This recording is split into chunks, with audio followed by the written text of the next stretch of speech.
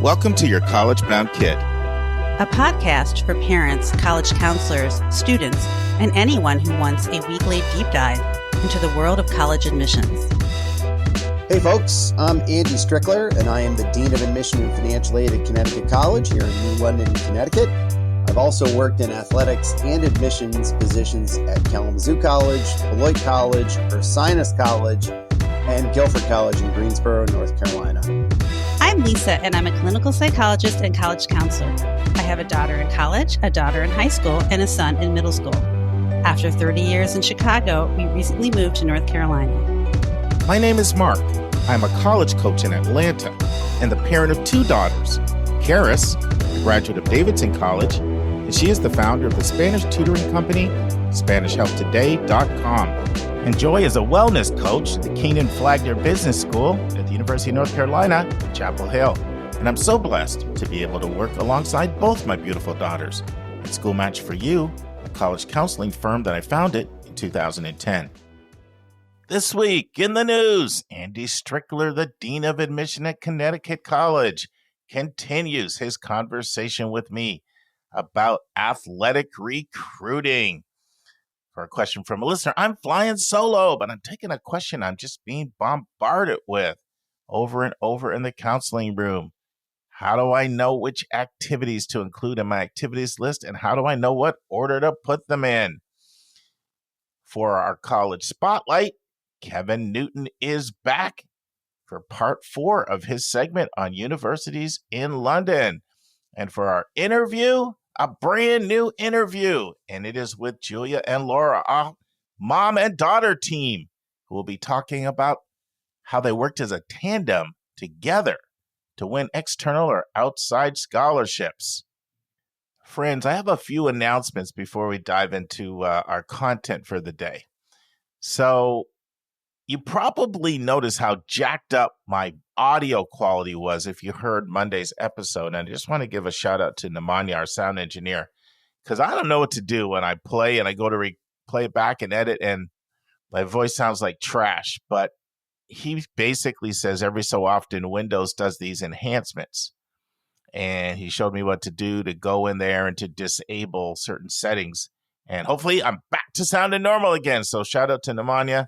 And apologize to you guys for the bad audio on Monday's episode. All right. So this is a classic case of glass half full, glass half empty. My next announcement. So we have done 6 webinars in 2024. Gil Villanueva did one for us on the 3rd of March. Andy Stricker did a Q&A session on wide range of any topics on April 3rd. And then we had Karen Kristoff from Colorado College did a Q&A for us. That was in May 7th, actually.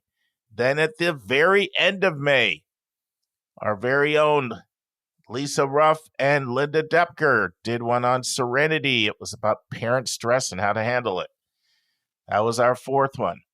And then we had one on homeschoolers. That was, I believe the date was, can't remember the date, but a few months ago. 16th, I believe, of July, if I remember correctly. And then we had one with Matt Carpenter on Paying for College. Now, here's the good news. Let me start with the bad news and then get to the good news. Many of you have asked to see those webinars. And I missed it. I had plans and something came up. Is there any way I can access it? Did you guys record it? We got that just blitzed with that. So the bad news is there is no audio for 3 of those 6. There's no audio or video because I was a buffoon and didn't know what I was doing technology-wise and didn't record it with the preset ahead of time or push the record button. Just thought it was being automatically recorded. So you will not be able to get audio. It's irretraceable or it's just gone, okay? And the ones that it is gone for are the very first one, Gil Villanueva, Karen Kristoff, and Matt Carpenter on Paying for College. But the good news is we do have 3 of them that have been recovered thanks to my nephew, Nathan, who does this stuff for a living. And he was here for 5 days and he got in there and figured everything out. Couldn't figure out what was going on. And so we do have the full webinars, for Andy Stricker question and answer on all things admissions. We have it for Lisa and Linda and parent stress. And we do have it for the homeschooling webinar. Now, there was just some chit chat going on in the front at the start. And I don't know how to do video editing. So I've sent it off to our sound engineer. And mind you, he's already corrected that. So it's off to Stalionis, our webmaster. And as soon as he gets it posted, it may be up by the time you get this. He's pretty fast. So I would say Saturday at the latest, probably Friday, maybe Thursday. This will be live and it'll be under our interview tab. So go ahead and check it out. We've had a lot of requests. I think you'll enjoy it. So to me, that's a glass half full, although it does hurt because like the Pay for College one had a super large attendance, but it is what it is. Live, learn, and hopefully improve. Moving on. And now it's time for Hot Topics in the News.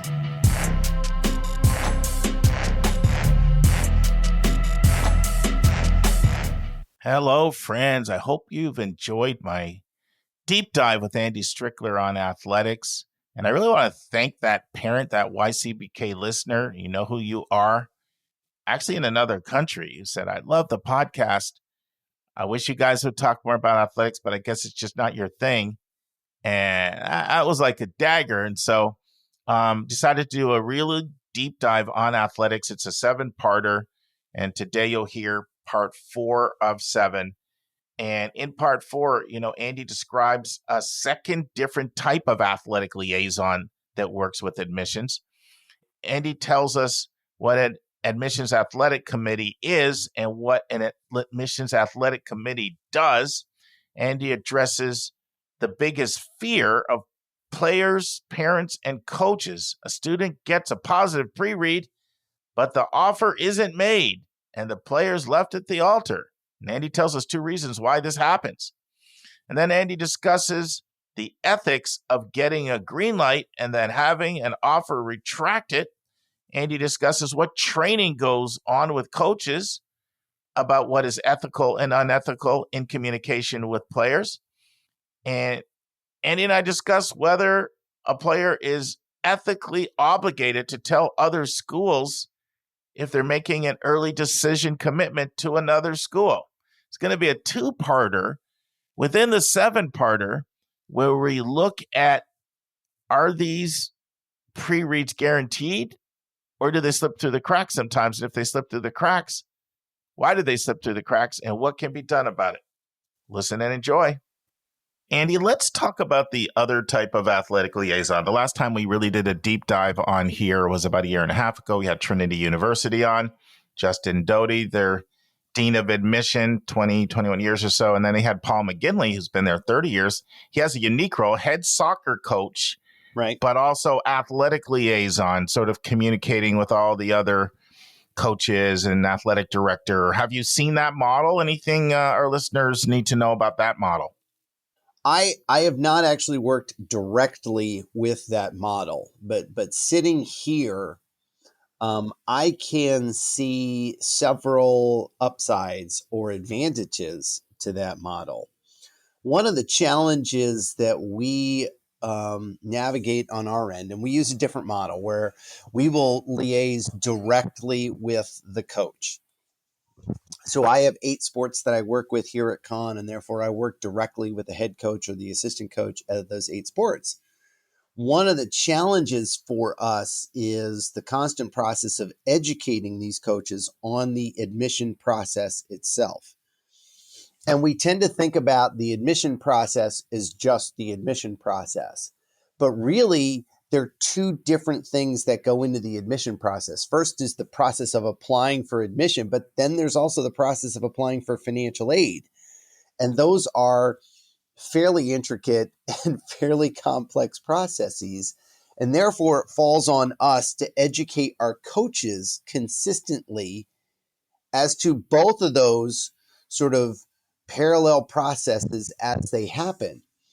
So the advantage of, that model that you refer to at Trinity University is you have a coach who's been there, 15, 20, 25, 30 years. Yeah, 33 years. 33 years. So he knows the admission process and he knows the financial aid process. And therefore, we're not in the constant evolution of trying to educate our coaches about this change or this change or this change. For instance, when a student applies for financial aid here at Con, they have to file the FAFSA, they must file the CSS profile, and they must submit federal taxes and W-2s. A new coach may not know that, and therefore they may struggle counseling their families on that. Whereas, what was the guy's name at Trinity, the soccer coach? What was Paul McGinley. Yeah, Paul McGinley knows that, and therefore you have a certain level of expertise that is housed in that one particular athletic liaison. So there's some upsides to it. I have not worked with it, but it does create some levels of simplicity and consistency that can exist in the relationship between admissions and athletics. Yeah, because I was scheduling all my communication with Justin. He's like, "Look, I gotta bring Paul on." Like later joined at the hip, but yeah. I see how a guy in 30 plus years is also different than a guy in 6 months with that model, right? Because part of what makes that so effective is that institutional history and seeing past track record of decisions and all of that as well. Absolutely. Yeah. And every institution goes about admissions a little bit different. Every institution has a different level of sort of need awareness. If they're going to be a need aware institution, certain institutions are going to be like, all right, well, so what if the taxes aren't here? We don't care. Yeah. And having that historical knowledge can be a huge benefit as an athletic department tries to sort of build a relationship with admissions and advocate for their recruited student athletes through the process. Let's talk about something else, committees. So it's not uncommon at all for special committees to exist, right? A school might have a third committee, maybe for legacy admits. Before we deny us legacy, it goes to a special committee. Right. Have you seen athletic admission committees before? And if so, what does that look like? Absolutely. The last time we talked about kind of the how some places there are going to be a sequential nature of committee conversations.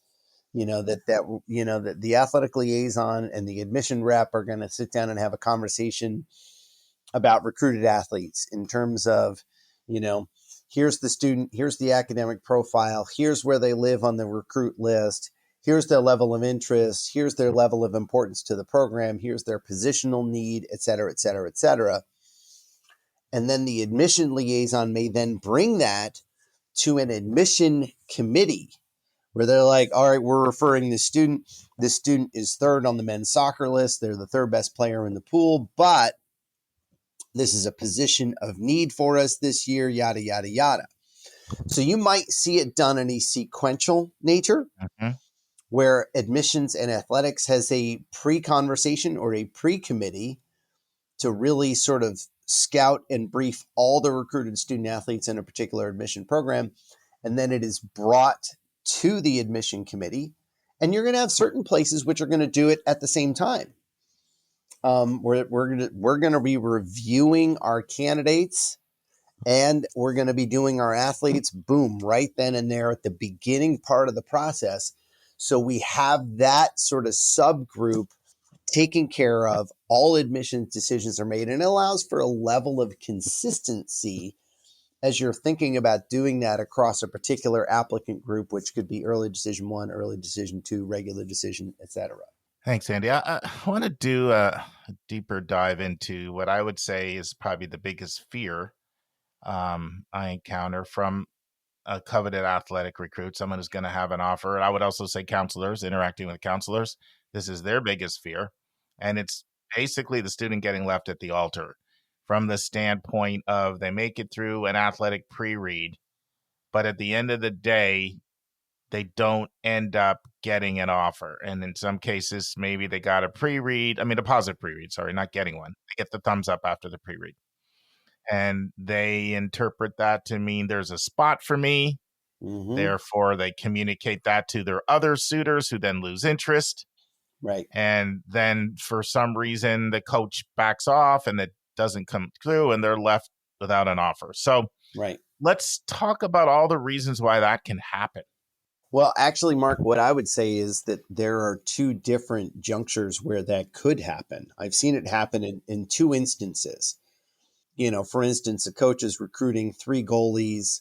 They do pre-reads on 3 goalies, and they make a quote unquote roster spot offer to their first choice goalie, and the first choice goalie says, "Yes, I'm definitely coming," and therefore the other 2 goalies are left in the wind. Okay, I've seen that happen, and then a little more rarely, but we actually see this where a student gets a positive pre-read and the coach offers, the student agrees to it, the student applies early decision, Mm-hmm. and then the admission decision doesn't come through. Mm-hmm. And whether it's the coach decided not to offer support, or the admission office changed their mind, or they became aware of something in the application that was not aware to them at the time of the pre-read, I don't know what it is. But we have had in the last couple of years a small handful of student athletes circle back to us in early decision 2 after an early decision 1 quote unquote commitment didn't work out. And actually, the really funny thing is we're about to interview a candidate for an assistant director of admission position here at Con who had that happen. Wow. Applied, had thought they were locked and loaded for a 1 NESCAC school, and the ED1 decision did not match what the pre-read said. And as a result, this is a young person who ended up going ED2 and securing admission at a different NESCAC school and competed for the second NESCAC school, not the first. So it happens in both instances. And I think that the majority of what happens in the first instance is that the coach needs to know that they're going to have, 5 or 6 or 7 potential candidates in their pool to fulfill a particular institutional need. They're going to offer to their first or second choice or both of them, depending on how many of those positional type of folks they want to get. And when their first choice student athlete says yes, option 3, 4, 5, 6 are left hanging in the wind. And some coaches may communicate that to them, and other coaches may just completely ghost them. I don't know. It happens all the time. What are the ethics around that? Like, what is considered impropriety when it comes to the transparency or lack of transparency from a coach saying thumbs up on a pre-read and letting a potential athlete know that, listen, just because you got the thumbs up, it's still not a guarantee. I wish there were greater levels of transparency. I'm a big fan of, a coach, for instance, again, the easiest position to think this through, and I'm actually looking out my window at our women's soccer team practicing. So I'm going to use soccer as an analogy here. Think about a soccer goalie. You can only play one at a time. Yeah. You need a goalie in a class, and therefore you're recruiting you've looked at 4, 5, or 6 goalies. You've done pre-reads on 6 goalies. In all likelihood, you're going to get a positive pre-read on a handful of those, 4 or 5. But you only want to get one goalie in a particular class. Right. I tend to be the type of person who thinks greater levels of transparency is better. And it's better for students and it's better for families. I think you backed that up, by the way. That's a major reason why I wanted you to be a regular on our. No, I mean, look at how you've handled the test optional. Yep. Conversation. You handle it differently than other people do. And I mean, I think that's what gives you a level of credibility. I know with our audience, they absolutely love that about you. I'm sure you've heard that over your career, Andy, that people appreciate that. Thank you. I appreciate that.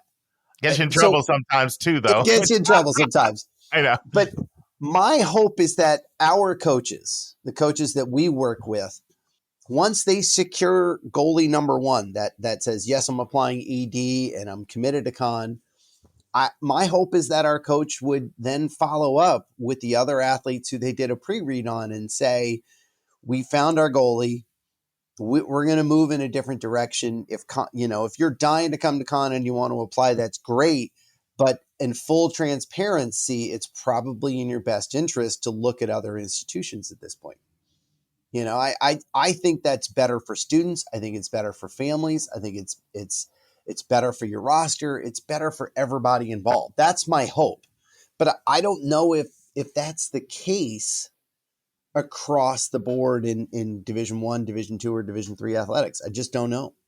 Do you have a sense of what kind of training goes on with coaches on this?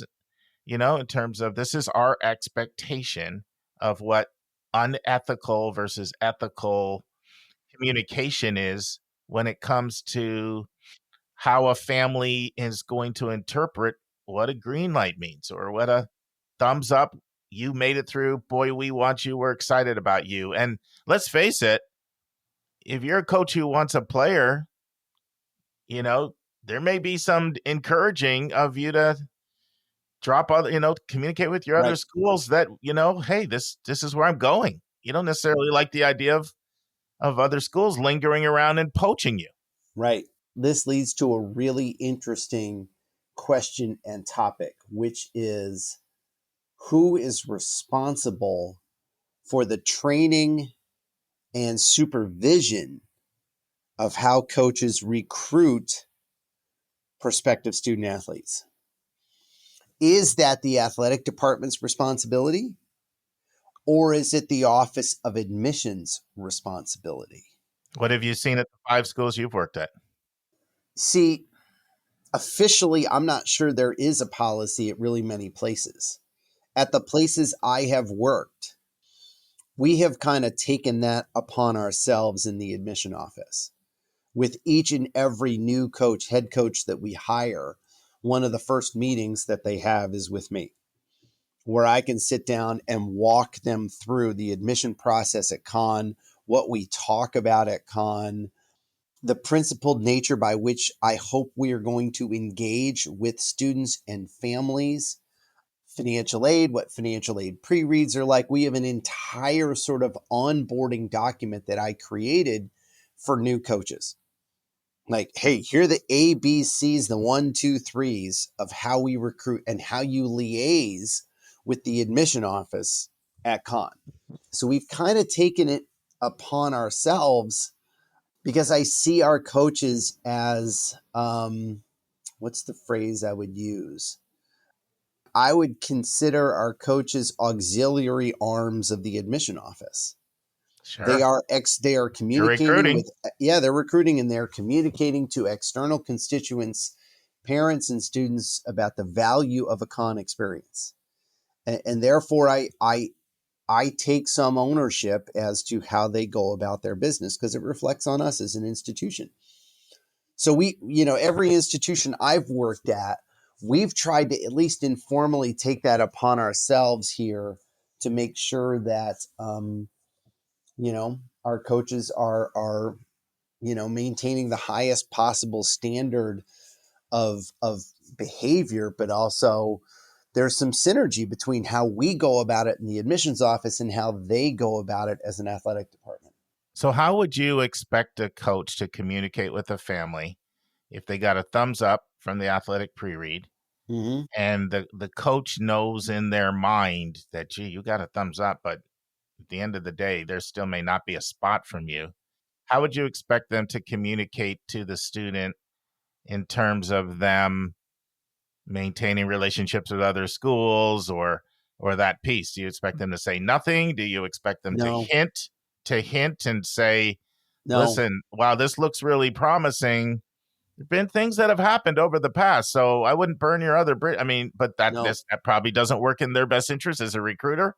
So how are they supposed to strike that balance if they know in their mind that there's still a chance this isn't going to work out for this prospect? And I think they're all excited. They got the thumbs up. They're thinking they're coming, but in my mind, I know they may not. Like, how are they supposed to communicate that nuance without the family saying, oh, they're not interested in me, I'm committing elsewhere. Yeah, we have been very clear with our coaches that we want them to be direct and transparent.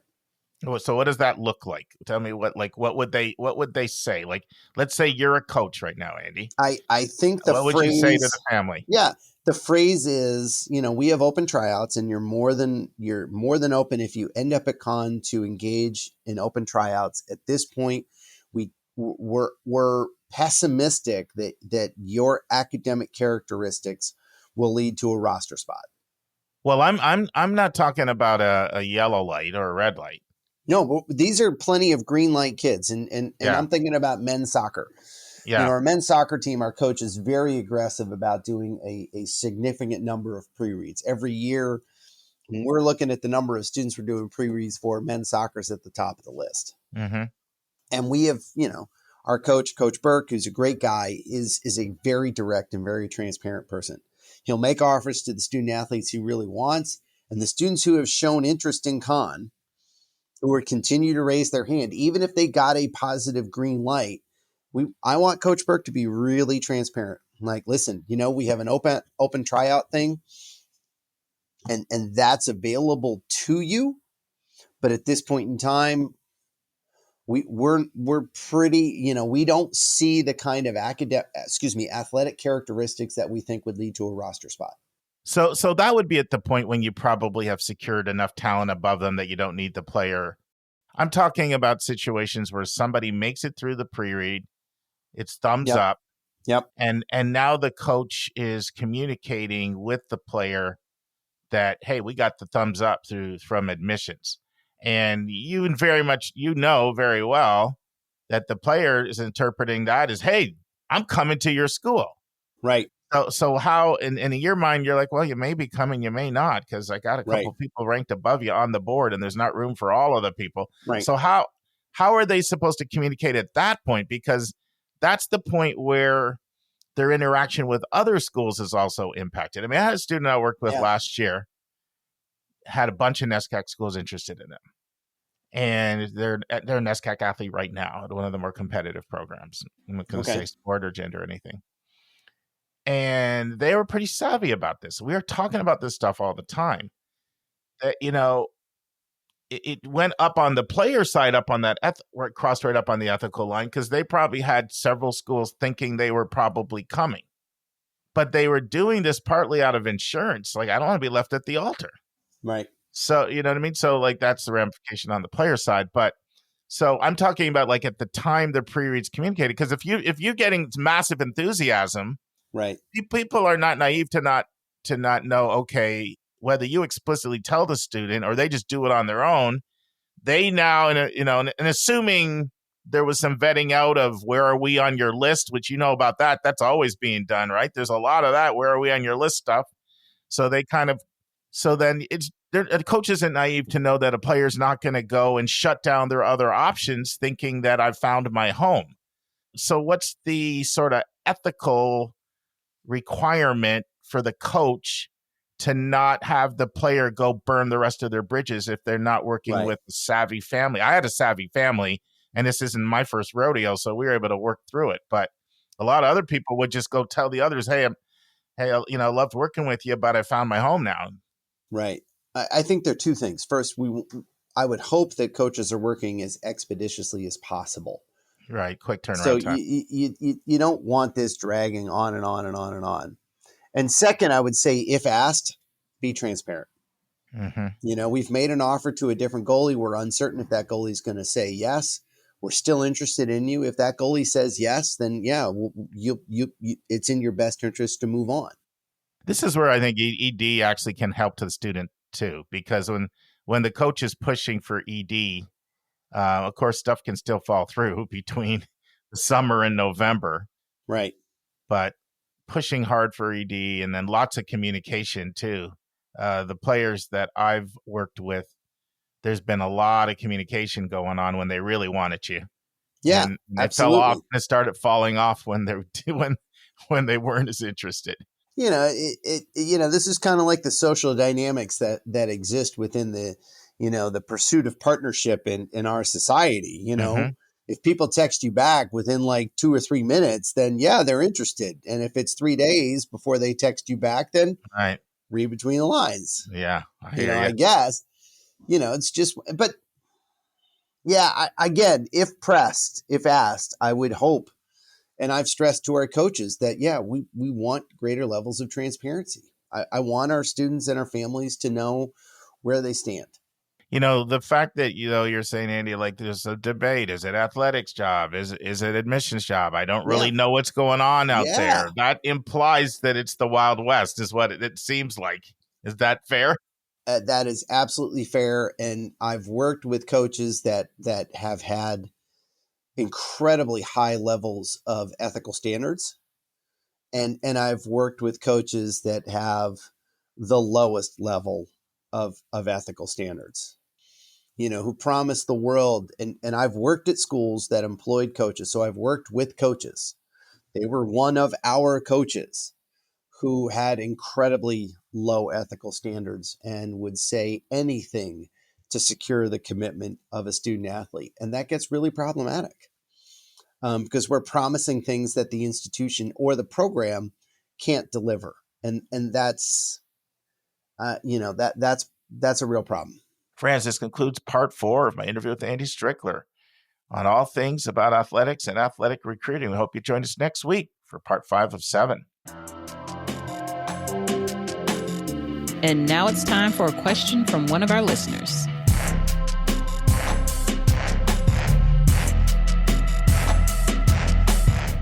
All right, friends, I'm asked over and over and over again, how do I know what activities to put in my activities list? How do I know what order to put them in?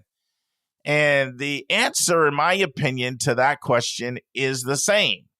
It's the same thing. It's taking you through a set of principles that will determine, does it reach a certain level that it warrants being included? And then also the same principles can be used to help you with the order. And I want to walk you through the same things I tell my students when they ask me this question. And it's just 8 things.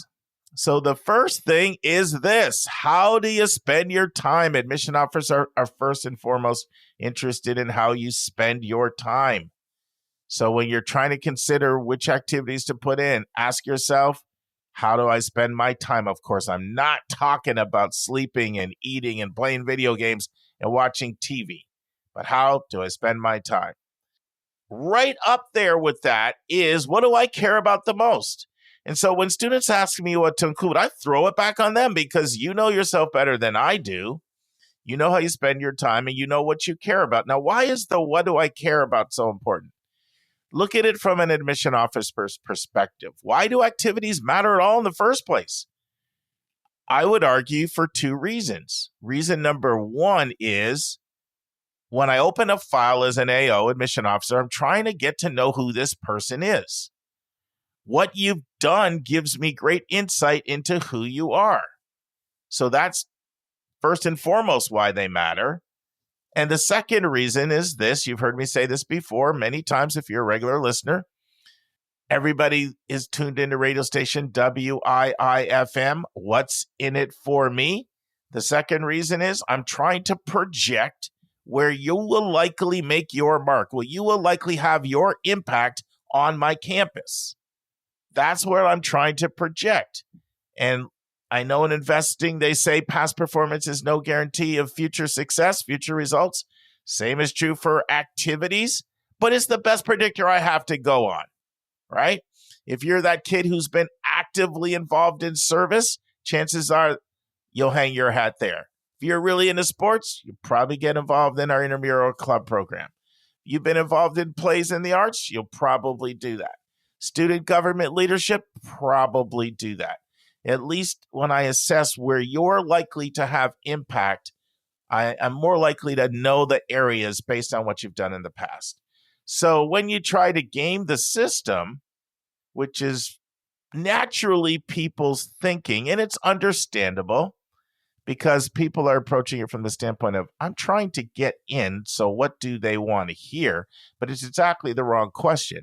In fact, very seasoned admission officers will tell you that a lot of times they can tell a student is trying to impress me with their activities. And one of the ways they can see that is you put something in the dominant position that has a little sizzle to it in terms of, it looks like it may be impressive. Maybe it's this research opportunity or something, but I don't really see a lot of time associated with it. Maybe you started in 11th grade or 12th grade, not a lot of time associated with it. And that's why the how you spend your time is really important.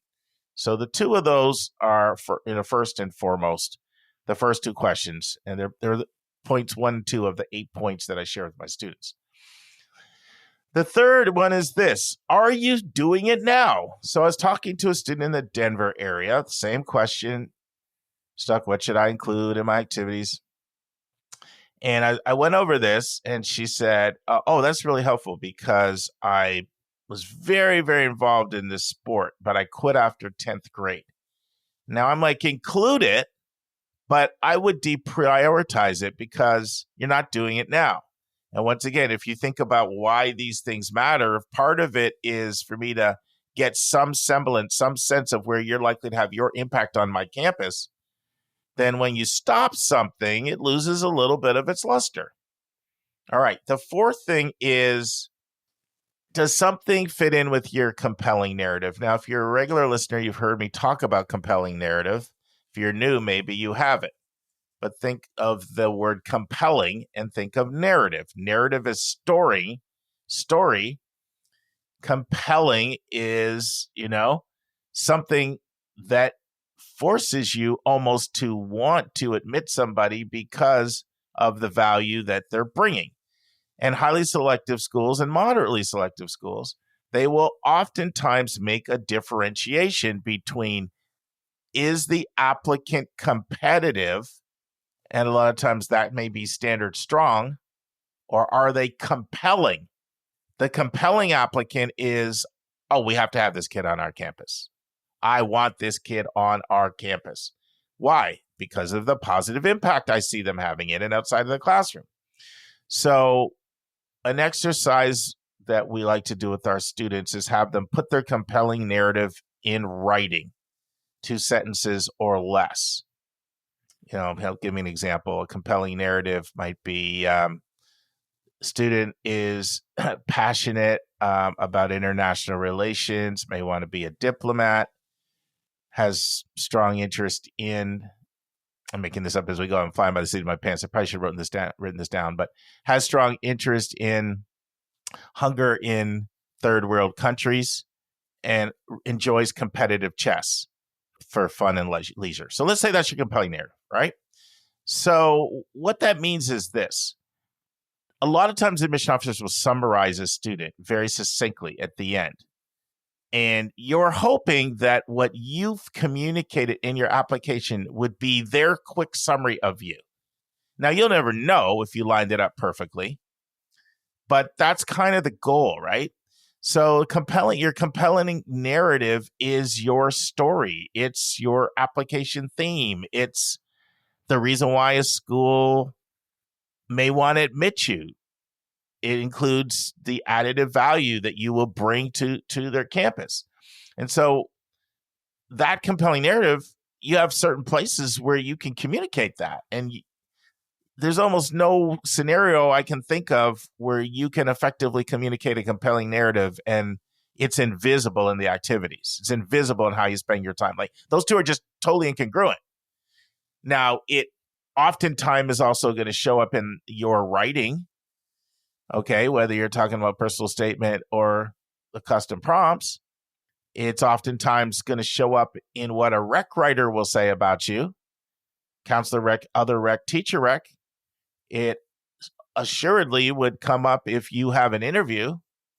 So it's going to unify your application in a very natural way, not in a contrived way. But there's just a little bit of an intentionality to it when you're thinking about what you want to communicate. And so, and there's a balance here because I'm not advocating for over packaging. I'm really not. And I certainly hope it doesn't come off this way.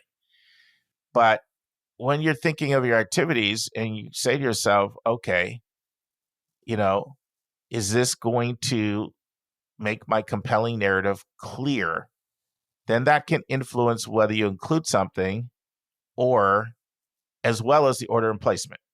All right. Next test. Do you plan on doing it in college? In some ways, this is similar to did you quit in 9th grade or 10th grade? But if you plan on doing it in college, of course, that is, asked, but that's something that to me would elevate something. And elevate could mean it makes it on the list, or it could mean it moves up to a higher position on the list. All right, a few more things. Don't be afraid to combine multiple things into the same category if they're similar. I get this question all the time. Someone's got 3 different service projects. Can they all be grouped together? Yes. And, we did a roundtable on activities and we talked about that. Okay. 7. Did I include all the categories colleges want to hear from? Now, when you go to the Common App, commonapp.org, click the Common App tab, they'll list all the things there that they consider worthy of inclusion. And I encourage people to actually look at that list because people will remember things like sports and the orchestra and the choir and the plays and student government. They tend not to forget those things. Even clubs, they tend not to forget clubs and service projects. Those are things they tend not to forget. But some of the things that are included on that list, they do forget are hobbies. Okay, if you're teaching yourself German, put it on. If you're training to be a black belt, put it on. If you're putting a lot of time in and to trying to run a triathlon or compete in a triathlon and you care about that, put it on. Hobbies should count. Okay, I was talking to a student I'm working with about 3 days ago, and she wanted to know, she's like, I've gone almost 900 days in a row with Duolingo, learning a new language, and I haven't missed a single day. Is that something I can put on? Absolutely. Absolutely, you can put that on. And then that speaks to your intellectual curiosity, your love of learning, and your consistency. Selling jewelry on Etsy, put it on. So hobbies count. And hobbies add an interestingness to the application. All of a sudden out of nowhere, I've really gotten into cooking. So, we just had my niece and nephew here, my brother Norma. I cooked a storm up. And a while ago, I ordered all these spice bottles on Amazon. We have them on our counter. And then I had a whole set, Nietzsche's really protective of her counter. So she gave that counter space up. And then she said, these things actually look good. I'm like, can I get another set? So we didn't use up all our spices. So she said, sure. So we have like spices all over the counter. And it's really cool because when you're making food, you just throw your spice on. And this is kind of how hobbies are, especially if they're a little unique and they're not ones people see all the time. They're kind of like adding spice or flavor to your food, seasoning to your food. It just makes somebody interesting. Now, once again, you need to care about it. We're not talking about like, oh, I play cards with my mom 30 minutes a week. Like, I'm not talking about that. I'm talking about something more substantive. All right, work. Work is another thing oftentimes goes overlooked. People don't even think that they should include work. Colleges often love work. Work says a lot about you. Parents didn't just hand you everything. You interface with everyday ordinary people. What did you learn from that cashier job? I love it when I'm working with a family, especially if they're affluent and they have their kids, just get a regular ordinary job or they interact with everybody, like as opposed to think that they just, that's a waste of time or it's not productive. And don't get me wrong, if they're not affluent, I love it as well. It's just that I know that the other family has a lot of options and they're choosing to value that, which I appreciate. And colleges appreciate that. Work is great. And then family responsibilities.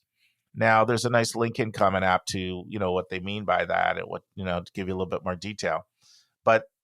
And then the last thing that's often missed, and this is right in the Common App in that description list, is experiences that were significant to you.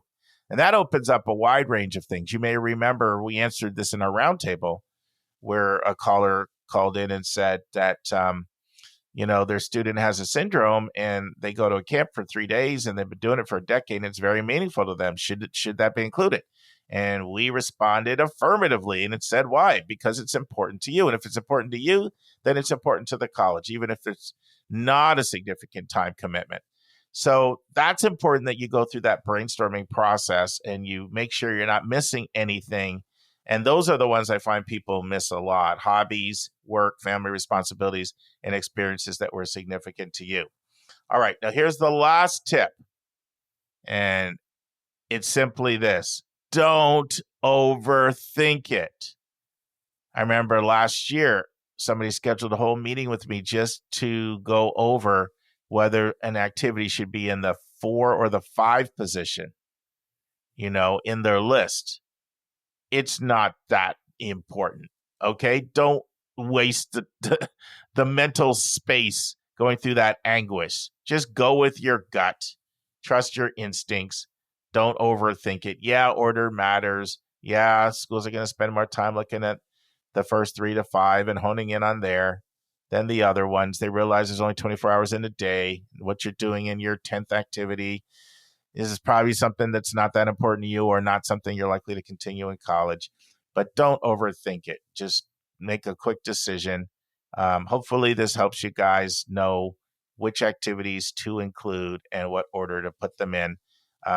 Once again, I try to take the questions that I get asked all the time in the counseling room and bring them to you guys here. I normally do this on Mondays, but it just worked out better to do it today on a Thursday. All right. Hopefully that helped.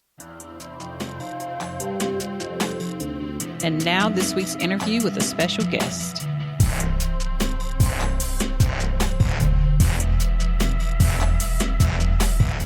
Friends, I think you're really in for a special treat. A mom and a daughter sharing with you how they worked in partnership in tandem to win outside scholarships. And, Julia was talking to me. She's like, Lara won 11. And I was like, that's fantastic because, I did a whole interview with Kristen Mosley, who had won 10 4 years ago. And then Julia's like, she won a 12. Then it was, she won a 13th. And then just a couple of weeks ago, she shared with me 14th scholarship.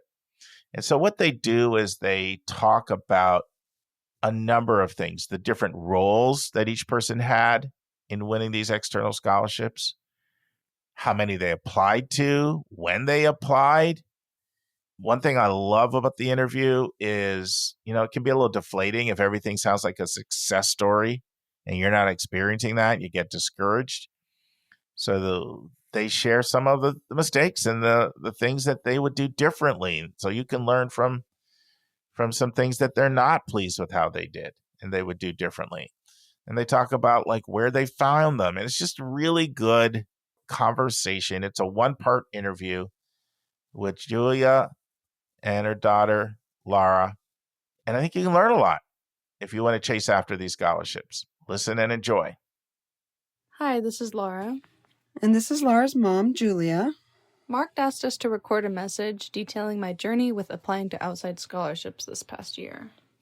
How all this started was I'd been listening to the podcast and was particularly inspired by an interview Mark had done with a college student named Kristen Mosley, who had won a whole bunch of outside scholarships, which helped her finance attending the college of her choice. So, my mom wanted me to start applying to scholarships, but fall of my senior year was super busy. I was applying to colleges, plus I was in rehearsal for Romeo and Juliet 3 to 4 nights a week, plus I had school and homework. Right. I realized pretty quickly that Lara wasn't going to be able to do all of this on her own. We were going to need to work as a team where I'd be researching and finding scholarships and Lara would be writing the essays. And I helped with some of the other logistics like filling in the demographic information, name, address, phone number, parental income and assets if they asked for it, that kind of thing. So I started applying and then I kept getting rejections. And at one point, or maybe multiple points, I asked you why we were spending all this time on this. I remember that, and I remember telling you that it's totally normal to not win national scholarships because they're so competitive, but to not lose hope, as you'd probably win some of the local scholarships, which wouldn't happen until the springtime. And I also thought it was good training for life. I mean, a lot of the time when you apply for a job, you don't get the job. So you have to learn that rejection is normal and to not give up. But as the losses mounted, I did become concerned at one point that maybe there was something wrong with your applications. Like maybe there was something big, some kind of glaring mistake that we couldn't see, or maybe something that was missing. And that's when I bought Carlin Green's book, The Scholarship Algorithm. Yeah, I think Carlin's book helped me revise my essays a bit more to be more what scholarship committees were looking for. I liked how specific and detailed the advice was and how she gave concrete examples from winning essays. For example? I think she said that scholarship essay readers are mostly composed of volunteers who are very community-minded, and it's totally natural for them to feel a connection with scholarship applicants who are also community-minded and volunteer their time. So I needed to emphasize that more in my applications. So not only about the community service I'd already done, but also give specific examples of how I plan to impact my community in the future through my career and volunteer work. Carlin really decodes what scholarship committees are looking for in an applicant and how to emphasize the right parts of yourself. So she kind of cracks the code for you, but you still have to put in the work. Her book is not going to write your scholarship essays for you, it just helps you understand what points you need to hit when creating a winning essay. Yeah, I think the book has a lot of really valuable advice, everything from how to figure out which scholarships are the ones you are most likely to win and therefore are a good investment of your time, to essay advice and organizational tips. I wish we'd discovered the book earlier in your process. So, what is some advice that you'd want to tell the listeners about how to be successful at applying to outside scholarships? Pretty much that you should hone in on scholarships that are a good fit for you. So you should be yourself and find scholarships that reward who you already are, rather than jumping through hoops to try to be someone you're not, which is the same advice that I would give to someone who's applying to college. I 100% agree. What else? Local scholarships are going to be your best bet. You have much better odds when you're competing against other people in your city than if you're competing with everyone in the country. And then after that, affinity scholarships are the next best place to look. Do you want to explain what an affinity scholarship is? It's a scholarship from an organization that has a shared interest or goal, or people of a particular heritage, or both. So a scholarship might be for students of Hispanic heritage who are studying architecture, or it might be for someone of Italian descent studying the humanities, or it might be for someone who is going into education and training, regardless of their ethnic background. 2 scholarships I won were for people of Italian descent who were also going to study Italian in college. And in this case, I didn't have to major in it, so just minoring in it was considered okay. We made a list of our 5 scholarship tips. Number 1, reuse and recycle essays you've already written. I started with the essays I wrote for the Common App, both my main essay and my supplemental essays, and then borrowing pieces of them and expanding on them. Oftentimes, a supplemental essay is asking you to talk about a central passion or extracurricular activity that you did, so that can be a good place to start. I applied to 50 scholarships, and on most of them, I used the same 5 essays over and over again. Number 2, organization is key.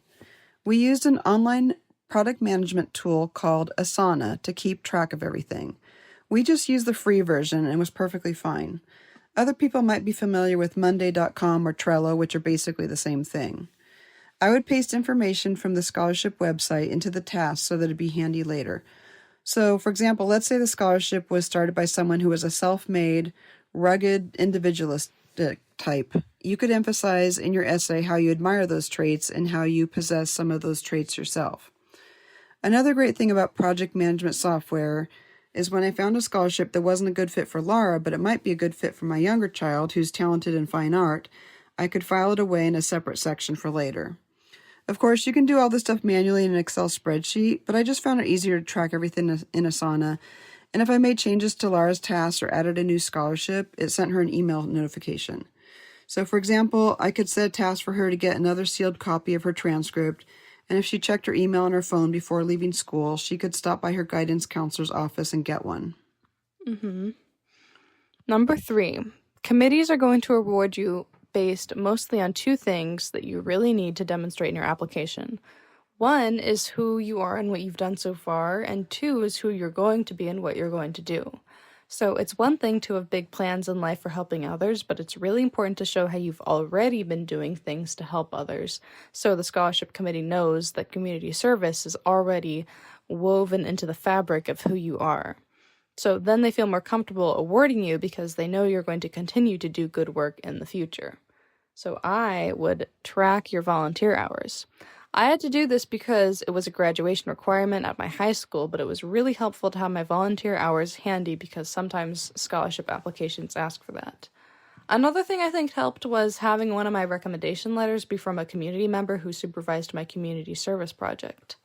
I think that made my application a lot stronger than if both my letters of rec had been from teachers.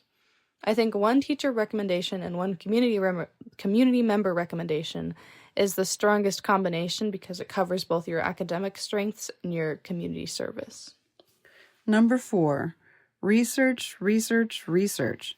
Before you start applying to a scholarship, make sure it's a good fit.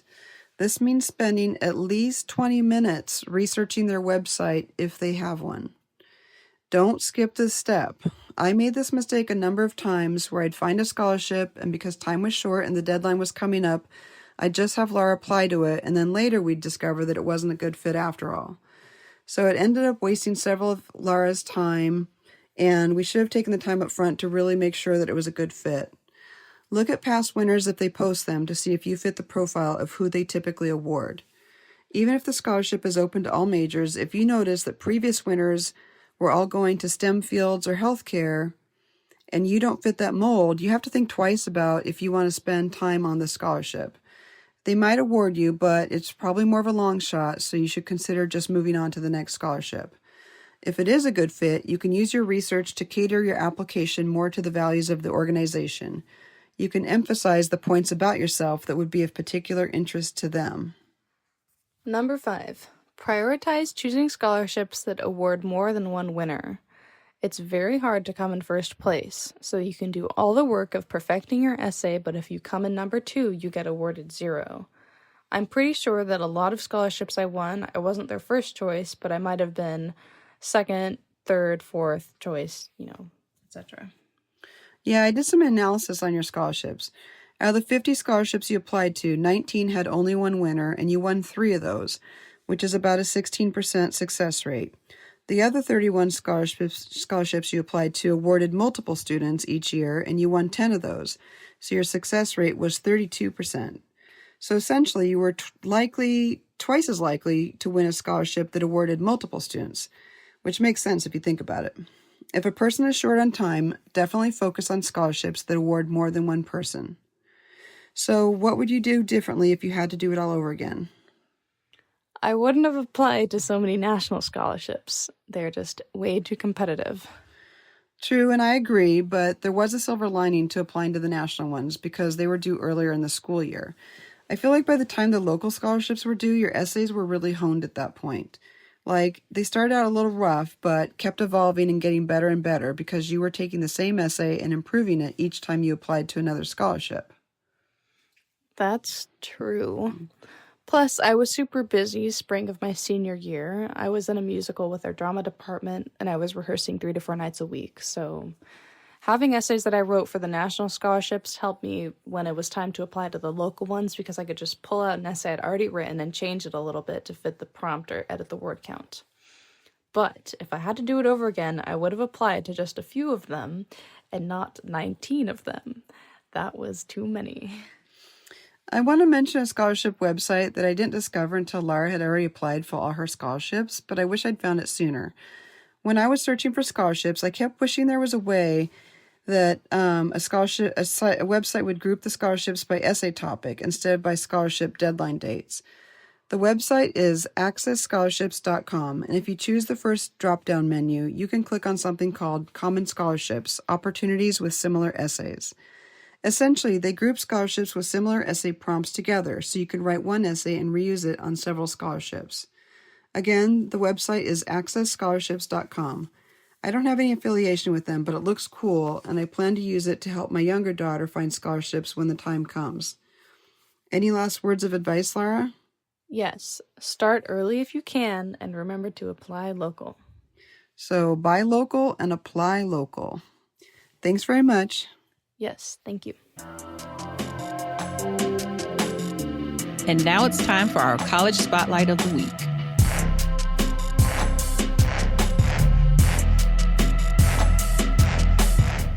Friends, hopefully you've enjoyed Kevin Newton breaking down universities in London. It's a range of different schools. And this will be the fourth and final part for now, but Kevin's going to come back and cover 2 additional schools in a completely different category, and you'll get that later in 2024. So, Kev, I know you mentioned there was a fourth category, and you and I talked off air, and we're going to do a separate segment at some point about the sort of the Americanized schools like Richmond and Northeastern. But we'll save that for another day. What do you want to tell us about this fourth category? Well, I think that, it's those universities that are in London or around London that are not, say, brand name sweatshirt schools. That you like that term. You're adopting it into your vernacular. I like it. I'm telling you, the irony is, again, all the sweatshirts look the same. It's the same design. Someone is making bank off the royalties off that one, idea, but that are still quite good. And, they're, obviously London's a great student city. There are a lot of universities we can mention.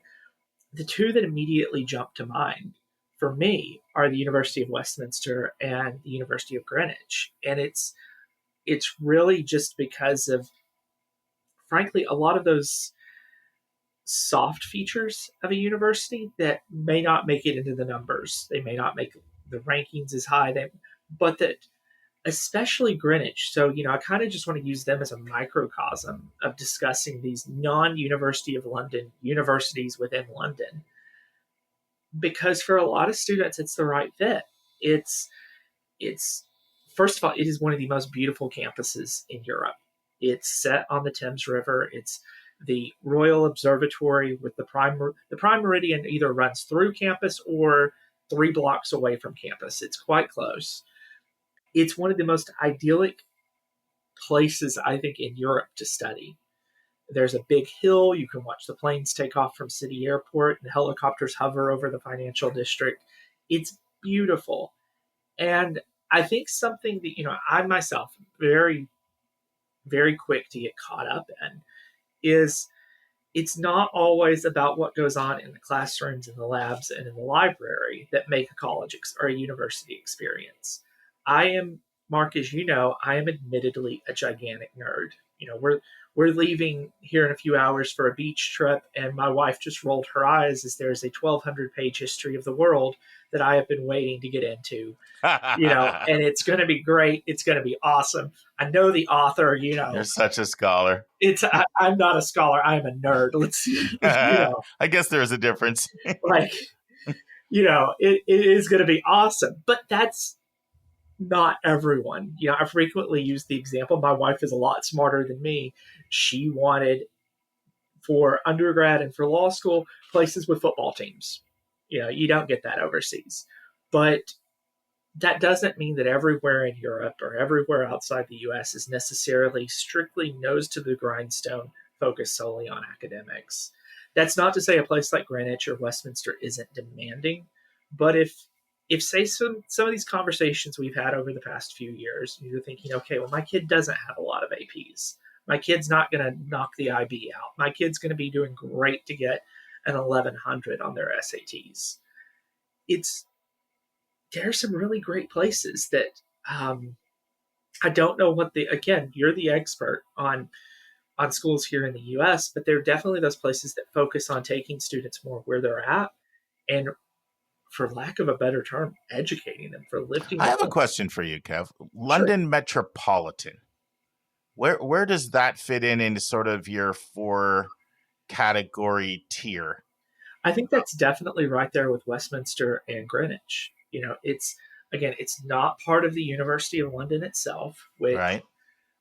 Again, it's a very defined group, but it ranges from places like LSE on one side that, are world leading to some, or UCL that, when I think of UCL, I think of someplace like Michigan or North Carolina or Berkeley that's, public, but just awesome academically, to some very highly specialized institutes. I think I talked about early the London School of Hygiene and Tropical Medicine. They don't even offer undergraduate degrees. I think it's the coolest name for a university ever. Who doesn't want to study tropical medicine? It just sounds exciting. Like, sign me up.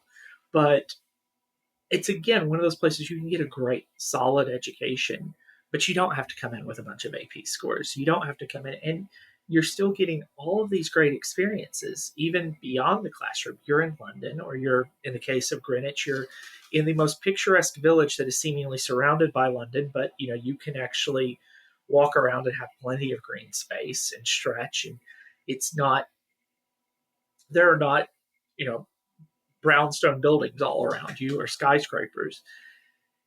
Again, Mark, something I've really respected about you since we met many years ago is the importance of fit.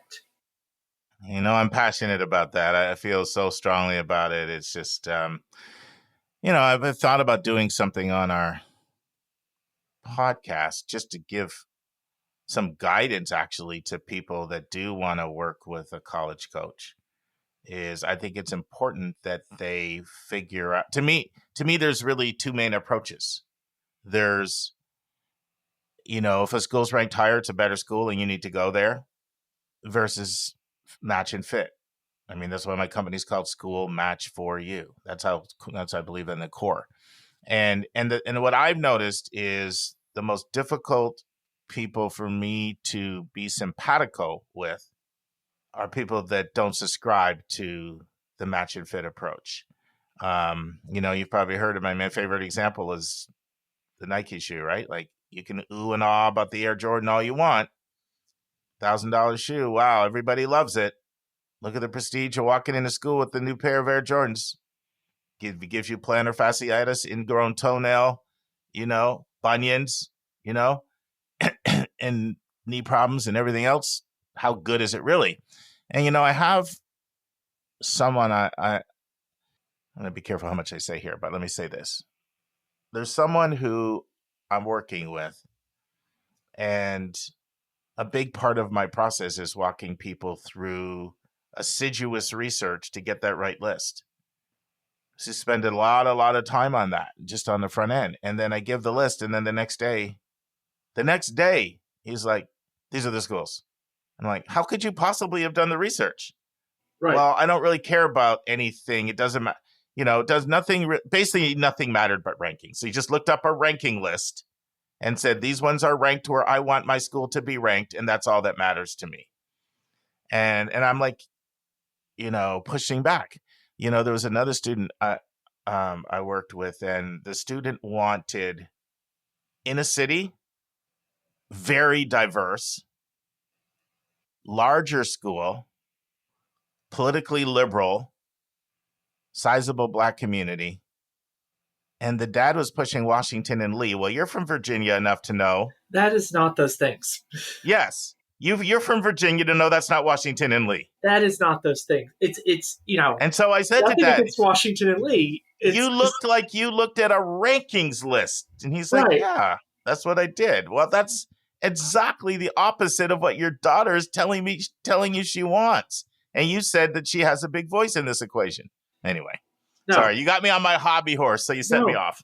It's absolutely a great point. And I think that, just while you were talking, I pulled up the list of things you can study at some place like Greenwich. And, admittedly, I'm going to be honest, for the circumstances of this conversation, like I said, I'm going to be kind of Greenwich focused because I'll be real with you. Every time we go to London, my wife asks for two things. One, to go by Harrods, and two, to ride the ferry from Westminster or the Tower of London down to Greenwich and spend the afternoon there, because it's just such a beautiful place. And, just simply through osmosis, I feel that I've been on that campus more than I've been on most other campuses in the UK, because every year we go, we're in Greenwich. And, it's not just the grounds itself, but it's everything about it. And it's such I'm a sucker for a beautiful campus. I went to William and Mary. I'm a sucker for a beautiful, historic looking campus. I can't help it. And Greenwich has that. And it's something that I feel a lot of people are missing out on, not only Greenwich, but these other universities in London that, they're giving you so much of the British student experience or so much of the international student experience. And you can study very broadly among, Greenwich has everything from mechanical engineering to law. Question for you, Sure. because I spent an hour one-on-one with a London Metropolitan rep, and I was so impressed. But in talking with her, she really emphasized how important recruiting the U.S. is to their recruitment strategy. Is that more true of that school than some? Do you find? I mean, some schools. I mean, we've talked about St. Andrews before, and it's Right. very clearly a part of their recruitment strategy, right? Do you find that certain schools prioritize the U.S.? I mean, when I met with this rep, this was in 2019. When I was director of college counseling at a school base. So this was a school visit. So they're literally doing school visits to schools coming in, and she made it crystal clear. And then she went on to do, the typical information session with the students too afterward. I don't see all the London schools doing that. So are some doing that and others aren't? Or what are your thoughts on sort of the mindset toward targeting and prioritizing the U.S.? Let me be careful here, because I do just, just like you've We built both have to be relationships. careful. I just feel like like you- between me trying to walk a balance between saying I find schools get very excited about the IB diploma, but that does not mean that the AP is less than. That was so hard, and I don't know if I pulled it off. And then what I just said about match and fit in Washington and Lee. And by the way, the kid also did not want fraternities and sororities also, you which don't is want Washington and I Lee. know. Anyway, go ahead. But let me be careful here, just because, Yeah. You've built relationships with people, and, they occasionally slip up over a Zoom call or a cup of coffee and say things. But with a handful of exceptions, every British university would love to pull off what St. Andrews has done. Maybe not to the degree of St. Andrews, where 20% of the student body is American. Sure. But they definitely want to have more American voices on campus. And, And that's not just about the finances. It's like not just sometimes about the finances. in the U.S., it's like there was this quest to go international because they pay full, and there's $5,000 of international fees. That was a revenue, still is for a lot of schools, a big part of their revenue producing strategy. I mean, there are definitely, so something, I would just want to make people aware of is there is, of course, a financial incentive for universities to recruit from overseas. It's the same for the UK as it is here in the US. It's the same for Australia. It's the same for a lot of these places. And, they even go as far as to hire agents to funnel students their way. I am not, nor will I ever be an agent, because I believe my fiduciary interest is, our responsibility is with the child and the student and the parents and the family. But I'm not going to cast shade on people who, they're actively recruiting for a university that's de facto their employer. There's absolutely nothing wrong with that. But it is incentivized to the point where there are fees out there that companies or that universities will pay a company or an individual to recruit for them. So I don't want to shy away from the financial side of things. That said, they're very passionate about wanting to get those American voices, especially in things that, STEM, absolutely. Yes, of course. For networking, for all these other reasons. But I go back to the example of, if you're in an international politics class, it kind of behooves you to have the perspective, no matter where that perspective is on the political spectrum, of an American. Because without sounding a little jingoistic, we are still, whether you subscribe to the unipolar theory or the multipolar theory, if you make a list of superpowers, we're either it or we are top of the list. So it's important to have those voices. It's important to expose students to those perspectives. And it's something that makes a lot of sense. That makes a lot of sense how the U.S. almost singularly, more so than other countries, there'd be some interest in, just because of the role that we play in the world. Yeah. And it's interesting, the other countries they prioritize, for very similar reasons. China gets a lot of interest. Sure. India gets a lot of interest. Japan gets a lot of interest. And growing, something we're seeing is the Gulf Arab states are getting. What about Canada? Canada unfortunately gets lumped in a lot with the U.S. Okay. So I'm sorry to say that, Mark. Unfortunately, there's All this. right. It's fair. You'll see a lot of people referred to as the North American Recruitment Officer, There you and go. is that a title that they have that frequently is over the there? title they have. Or you'll have situations where they'll cover, say, Ontario, Quebec, and then the Northeast. So, fortunately, that's, I guess one of the effects of having such a friendly relationship with your northern neighbor, or from a Canadian's perspective, your southern neighbor, is that you get lumped in a lot together. And I'm not always sure who comes out ahead on that one, but it is something to kind of keep aware of, is that, these universities, especially some of these that do need to put a little bit more effort into recruitment, because they're not sweatshirt schools. I love that phrase. They really do want to get those perspectives, because it gets to the things you can't quantify about the quality of an education. I'm very passionate about the fact that, one of the best friends I made in grad school was a Syrian guy who was, shall we say, he also had Canadian dual citizenship, but just throwing that out there, he had some very colorful opinions about American foreign policy, say 2008, 2009. And he still has some very colorful opinions. But through the discussions we had both in class and outside of class, it really shed a lot of light on what I was learning. And that's one of many. And they want those perspectives. And for us, here in the US, the American perspective is a dime a dozen. But we had classes, where the professors would actively try to pick our brains from the American perspective, because that would not be something they would be previously exposed to. Kev, this has been great. I know you got another commitment, but I'm excited that you're going to come back and talk Richmond Northeastern and how they're different than these other London schools. So we'll look at our calendars, and excited to have you back to once again. Thank you for all you're doing for all of our listeners to expose them to an education abroad, which I love that. You love Sweatshirt School.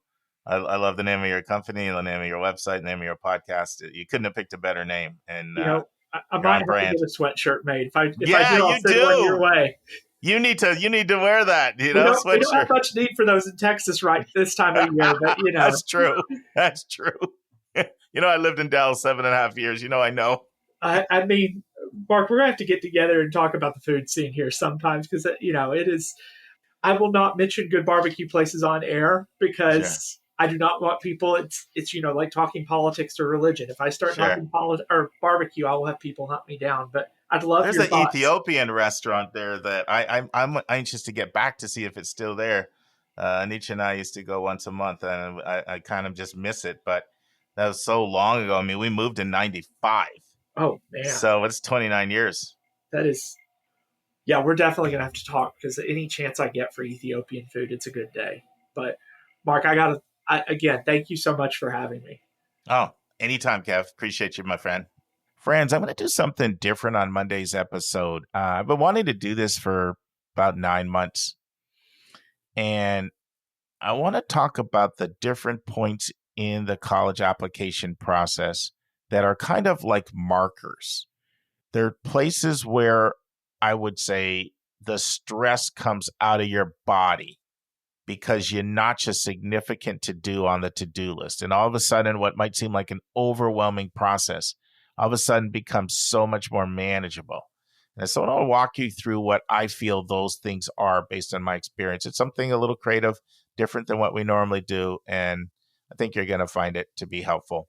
And then we'll have part 4 or 5, Vince Garcia interviewing Sarah Lovely, and she'll be focusing on the visual arts for this upcoming Monday episode. And I'm excited because I'm in San Diego. I get to San Diego on Saturday. I'll be in San Diego for the 1st, from the 7th all the way to the 13th.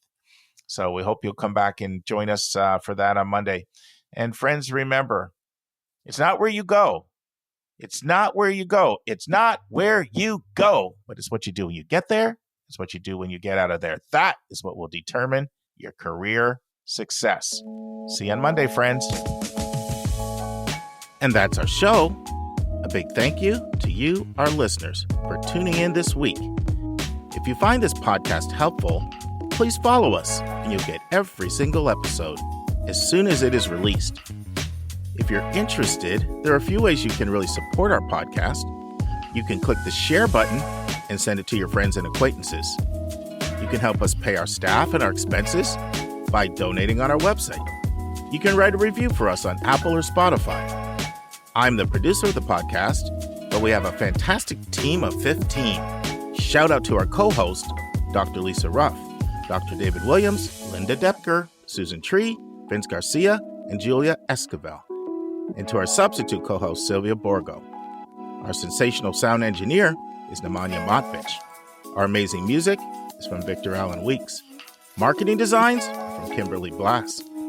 Lily Parikh manages our Instagram. Our image editor is Talha Khan. Joyce Ducker does our website episode updates. And our webmaster is Stylianos Dimitriou. And if you want to have a coaching session with Lisa, Linda, or me, just text me at 404-664-4340. If you have a question you want us to answer, or if you have a recommended resource or article you think we should discuss, just send it to questions@yourcollegeboundkid.com. Our favorite method is for you to record your own voice at speakpipe.com/YCBK. By the way, check out our website, where you'll find lots of content that is not on any podcast app. Our website is yourcollegeboundkid.com. If you want to learn about other hot admissions topics, follow us on Twitter at YCBK Podcasts. We think of you as our listening family, and we look forward to meeting again with you every single Monday and Thursday.